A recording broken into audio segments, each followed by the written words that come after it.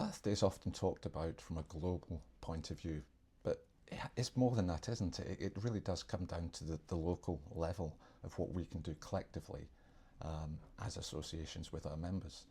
So I know from my point of view, we really must try and embrace the fact that the tyres that we make, by design, should last longer and give the optimum performance through to the end of life. And we can't do that alone. And this is where we really do rely on you and the services from your members to help us do that. Now, there's lots going on out there, Ian, in terms of how that's being done, but tell us a little bit more what's actually happening out there to help service that product to make sure we do get the maximum from it. Yeah, absolutely, Darren. I mean, your members do their bit in the factory, but as soon as the tyre leaves the factory, then that's where the NTDA distributor and retail members come in. And really our role is to make sure that that tyre is professionally looked after throughout its life. And that goes from fitting, balancing, alignment, and then having it regularly checked to make sure that you do get the lifespan that the well-made tyre deserves. And I think our customers are becoming so much more environmentally aware, and whether that's corporate customers or retail customers, they want to know that we are environmentally sensitive with your products. And I think one of the things that's often misunderstood about the products as well is some of them are designed to go further, to go to another life. And I give you the example, the truck and bus tyres. Not many people actually realise that 70% of that original tyre is used in the remanufacturing process for that second life to go again. So it's kind of something we've been doing for a long time in this industry in terms of respecting the environment and also that circular economy. But not enough people know about it. No, it's true, and I mean, you know that we work together trying to influence government policy around retreading, and we're still to see where that's going to end up. But absolutely, in government procurement, they should be ensuring that the tyres they use are going through that retreading process to reuse that 70% of the casing that can be reused. And I think generally there's the whole retreading, remanufacturing thing it's just not well known, it's not well understood. And that absolutely will help drive sustainability and environmental protection going forward. I think the other aspect, of course, is around end-of-life tyres. And of course, there's been quite a lot of public profile around them being shipped off to India and not being well looked after once they get there. This is a whole other chapter, this, Ian. I don't know whether enough time for that, but yeah. If we can pick these up one by one, I just want to go back to something you said about the retreaded tyre. Something that we need to change is that 1 in every 2 tyres that were manufactured in the past used to be remanufactured. Yeah, I mean, were made as a retreaded tyre from the new. At the moment, that's dipped to 1 in 4. You know, that's the problem we have at the moment. So 1 in 4 tyres is only remanufactured. And just coming round the corner, we mentioned as well at some point at the start about single life tyres. Now that is not going to help the situation. It's going to use more natural resources, not very ethically either. And at the same time, these can't be remanufactured later in their life. So that 1 in 4 figure is going to stay there for some time, but really we need to think, how can we get that 1 in 4 at least back to 1 in 3 and eventually back to 1 in 2. So that's one of the first things, and then we'll get back to your point about end-of-life tyres. Yeah, and I think it is a significant challenge. The quality of the tyre manufacture has got to be sufficiently robust that it can be remanufactured. And it's how we achieve that. You got any ideas how we can do that? No. No incentives, VAT or no. It's something we would look to the industry for, though. I think in terms of having the ideas. Often the best ideas do come from the industry. They're never going to come from you and me, are they? And let's be honest at the end of the day. But it's questions we can ask our members. We have a really big footfall there in terms of membership. So let's be asking this question: what can we be doing for them? to try and get this turn in current buying behaviour? Absolutely. It just seems crazy that 70% of an original tyre manufacturer can be reused and in so many cases isn't being reused.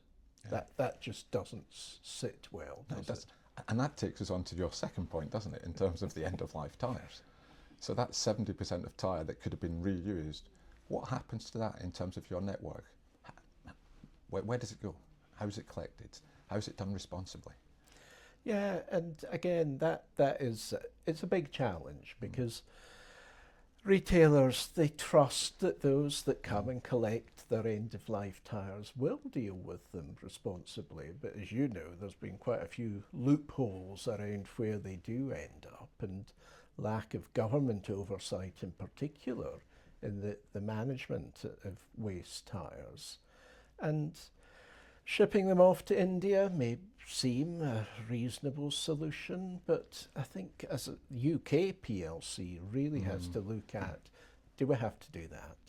Is there more that can be done here in the UK so that we can find a wider use of end-of-life tyres? There's some great work goes on in producing granulated end-of-life tyres, and going into play parks and pavements, or the rubber asphalt for roads, and I think there's a lot more can be done in that space. So, and there's some exciting projects about aviation fuel.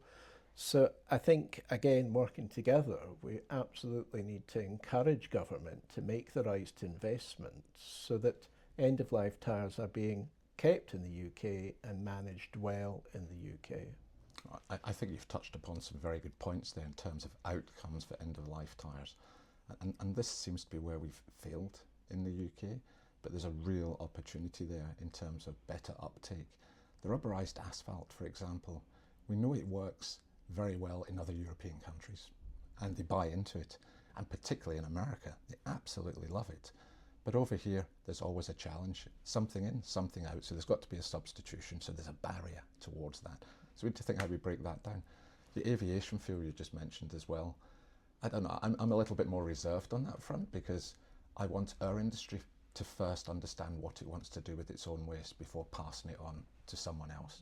But yes, there's definitely an outlet for an element of that, a percentage, to be used in aviation fuel. And that is a directive coming from government by 2030 as well. So we really do have options here, but the option we've adopted at the moment of exporting to India, there's got to be something better than that. Got to be. So on a final note, Earth Day, what does it actually mean to the NTDA, and what is the NTDA going to do about it this year? Yeah, so a lot of our members, they just need some more help and support to make sure that they are doing the right thing from an environment and sustainability point of view. The larger members will have their ESG experts within the companies, and they are driving them in the right direction.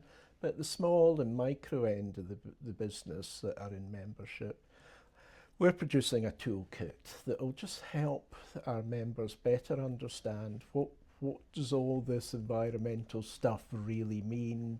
What are the baby steps that every member could be doing that cumulatively would make a significant difference across the sector?